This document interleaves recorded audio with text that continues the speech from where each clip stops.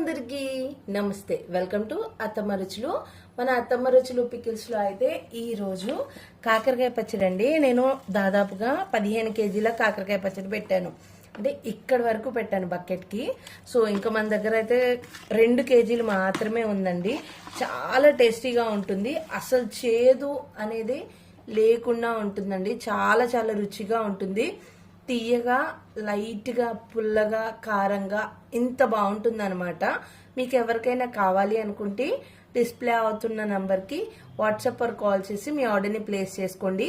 అంతేకాదండి, మన దగ్గర ఫ్రెష్గా ప్రిపేర్ చేసిన టమాటా పచ్చడి కూడా అవైలబుల్గా ఉందండి. మీలో ఎవరికైనా కావాలి అనుకుంటే ఇప్పుడే డిస్ప్లే అవుతున్న నంబర్కి కాల్ ఆర్ మెసేజ్ చేసి ఆర్డర్ని ప్లేస్ చేసుకోండి. నాకైతే ఒక కస్టమర్ నిన్న కాల్ చేశారండి. సో ఏమన్నారంటే, నాకైతే పచ్చళ్ళు కావాలి, టేస్ట్ బాగుంటాయా అన్నారు. సో టేస్ట్ బాగుంటాయి అనే రివ్యూ వచ్చిందనే కదండి మీరు నా దాకా కాంటాక్ట్లోకి వచ్చారు.